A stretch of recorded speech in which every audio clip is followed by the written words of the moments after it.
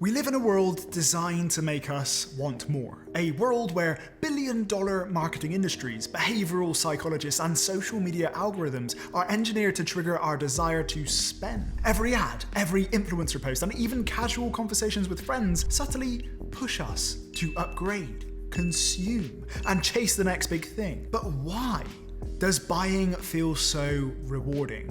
It all comes down to dopamine, the brain's feel-good chemical. Every time we make a purchase, our brain releases dopamine, reinforcing the behavior and making us crave that rush again.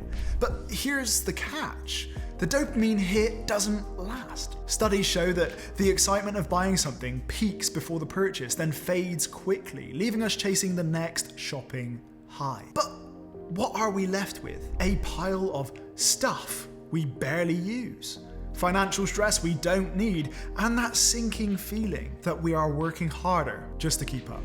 But there's hope. By embracing frugal living and adopting a minimalist mindset, you can escape this cycle. It's not about penny pinching or giving up the things you love, it's about spending intentionally and aligning your money with what truly matters to you. Whether you want to save for a dream vacation, crush your debt, or finally build that financial safety net that you've always been putting off, the strategies I'm about to share with you, including the one mindset shift that changes everything. Let's start with why we're so drawn to buying stuff in the first place. Why we keep buying stuff. Have you ever noticed how shopping isn't just about buying what we need anymore? It's become an emotional experience. Every time you hit add to cart or swipe your card, your brain gives a little dopamine boost, a rush of pleasure. It feels amazing for a moment, but here's the kicker. It's fleeting. The high fades fast, and now you're left with a throw pillow you don't need and a bank account that's $50 lighter. And here's something even crazier. Just putting an item in your online cart gives you a dopamine hit, even if you don't buy it. Sneaky, right? Then there's the FOMO factor, the fear of missing out. Limited time offers and those countdown timers you see online. They're designed to make you panic buy, convincing you that if you don't snag the deal now, you'll regret it forever. Most of these exclusive sales come back around every few weeks anyway, so keep that in mind. And let's not forget the role of social media. You're scrolling through Instagram and there's a fitness trainer rocking the latest $200 performance sneakers, claiming that they are a game changer for leg day. Suddenly, you're wondering if your progress depends on upgrading your gear. It doesn't, but the comparison makes it feel like it does, right? Once you start spotting psychological traps, it's easier to pump on the brakes.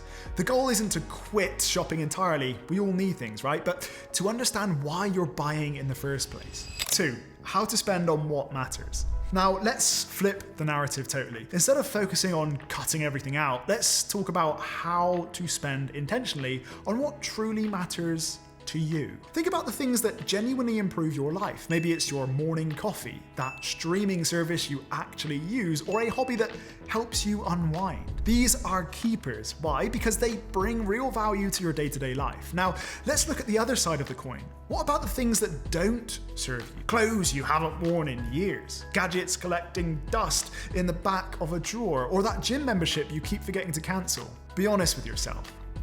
Do you really need these? Here's a quick exercise. Take 5 minutes and write down a couple of things you've bought recently that you don't actually need. Seeing them on paper really hits differently, doesn't it? This isn't about guilt, it's about awareness. When you identify what's not serving you, it becomes so much easier to redirect that money to things that actually matter to you. 3. Practical tools to stop impulse buying. Impulse buying. We all know it. It gets the best of us. But the good news is, there are a few simple tricks that can help you hit pause before making another unnecessary purchase. The first is the 3-day maybe list. And here's how it works. Anytime you feel the compulsion or the need to buy something non-essential, write it down on a list and wait 3 days before making a prompt decision. Most of the time, when you come back to it, you'll realize you didn't actually need it or want it in the first place. Another game-changing tool is the money multiplier rule. Before you buy something, ask yourself, what would this cost if I invested the same amount instead? For example, that $100 pair of sneakers might feel worth it now, but if you invested that $100, it could grow into $1,000 over time. Puts things into perspective, doesn't it? And then there's the joy test. Before you hit buy, ask yourself this: will this make me happy tomorrow or just today? Do I already own something similar? Am I buying this because I genuinely want it, or because I'm bored, stressed, or trying to keep up with others? Sometimes just taking a moment to pause and reflect is all it takes to stop yourself from buying something you'll definitely regret later. 4. The one thing that changes everything. So here's the one thing that can completely transform the way you think about spending: mindful spending. If cutting expenses is one part of the equation, learning to build healthier spending habits is the other side of the coin. It's not just about saving money, but reshaping how you think about spending entirely. This does take time, but it's a game changer once you get the hang of it. Now, let's start with creating intention behind every purchase. Before you buy something, ask yourself this: is this purchase solving a problem or just filling a temporary emotional void? Would I feel okay if I walked away without this? A huge part of stronger spending habits is slowing down the decision-making process. Marketers bank on the fact you'll buy something on impulse. So take control by pumping on the brakes. And if you're tempted to buy something right away, add it to a wish list and wait a few days and feel on it. More often than not, you'll realize you didn't actually need it after all. Another powerful strategy is attaching purchases to your goals. Let's say you're saving for a dream vacation. Every time you're about to spend $50 on takeout, pause and imagine putting that $50 towards your trip instead. Is that sushi worth delaying your trip by a week? To take this even further, redefine what spending success means to you. For most people, it's tied to buying the newest, trendiest, or most expensive things, but success doesn't have to mean owning more. What if success was defined as feeling secure, debt-free, and able to enjoy the things that truly matter to you? Shifting your perspective can make it really easier to say no to things that don't align with your values. Now, finally, let's pay attention to your spending triggers. Do you shop when you're bored, stressed, or trying to keep up with someone else? Recognizing what leads to unnecessary purchases can help you break the cycle and redirect your energy into healthier habits, like going for a walk, journaling, or tackling a creative project. By practicing these habits consistently, you're not only gonna save more money, but also you will feel more confident and in control of your financial decisions and promises to yourself. 5. Building a spending toolkit. If you want to stick to intentional spending, having a solid toolkit makes all the difference. It's not just about willpower, it's about setting yourself up for success with practical strategies and tools that make it easier to stay on track. Let's build a spending toolkit that works for you.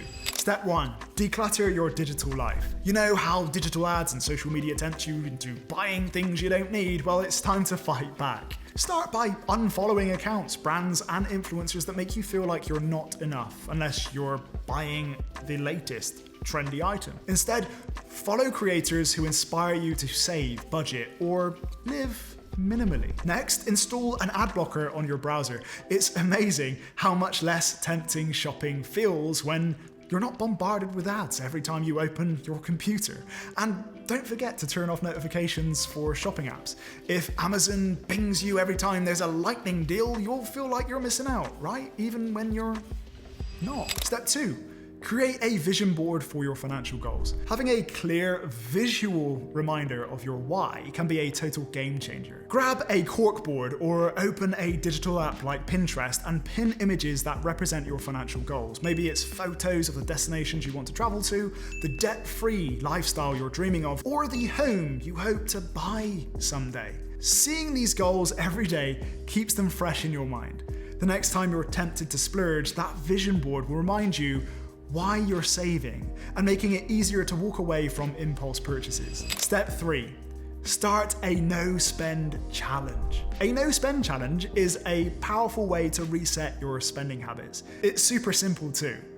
Pick a time frame, whether it's a week, a month, or even just a weekend, and commit to spending only on essentials. That means no dining out, no new clothes, alright? And no treat yourself splurges. What's great about a no spend challenge is how creative it forces you to be. Instead of going out to dinner, you'll cook at home. Instead of shopping for entertainment, you might explore free local events, or finally tackle that book you've been meaning to read. To make it more fun, invite friends or family to join you. There's nothing like a little healthy competition to keep you motivated, and having others cheer you on makes the process much more enjoyable overall. Breaking free from the cycle of unnecessary spending isn't just about living a life of restriction. It's about making intentional choices that bring you closer to your goals. By practicing mindful spending, cutting out what doesn't serve you, and focusing on what truly matters, you can take control of your money and your future. Now, let me ask you, what's one thing you're cutting out this week? Is it an unused subscription, impulse buys, or maybe that daily coffee you can make at home instead? Drop it in the comments below. I'd love to hear what you're working on. And if you're ready to take even more control of your time and money, don't miss this video. It's jam-packed with tips to help you boost your income while embracing the frugal lifestyle. Remember, every small intentional choice you make today is a step closer to financial freedom. Honestly, you've got this. See you on the next one.